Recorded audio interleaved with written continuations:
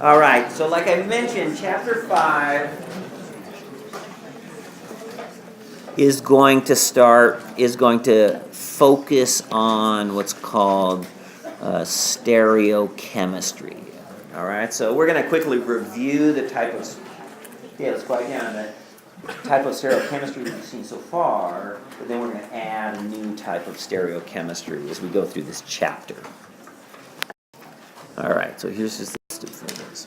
All right, so isomers. So what's the definition, just the general definition that encompasses all isomers?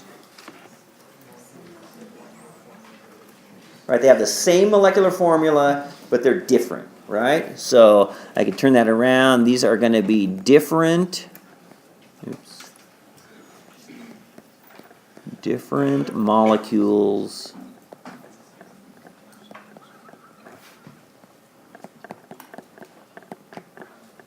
with the same molecular formula. Okay? And so those molecules can be different in various ways. And the way that they are different from one another tells us what type of isomers they are.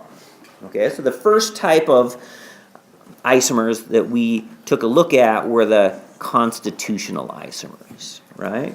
And so remember, constitutional isomers differ in the actual connectivity of the atoms, right? They're going to be connected in a different way. So simple examples would be like butane versus, that goes down to the carbon, isobutane, all right? Or let's say cyclohexane versus methylcyclopentane, right? They have the same formula, but the atoms are connected in a different order. All right, so these are constitutional isomers. On the when we were talking about stability of alkenes, we had different alkenes, and they were constitutional isomers just because where the double bond was in a different place. All right, so those are all constitutional isomers. So stereoisomers are another general class, okay? And in this case, they differ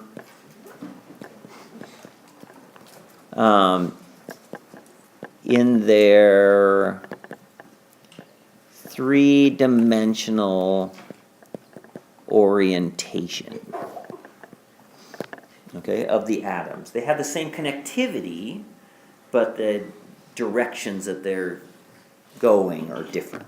Okay, so we've seen stereoisomers in two different situations up to this point, right? And both of them have to do with being cis and trans, right? So we have either cis and trans isomers on double bonds, or we could have these as either E and Z as well. Would be another way to label these stereoisomers.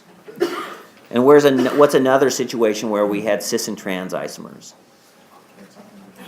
When we have it on a ring, right? If we have two groups attached to a ring,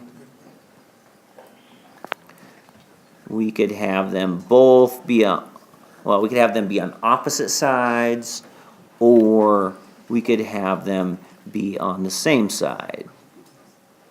All right, so again, trans and cis. Okay, so that's what we've seen so far.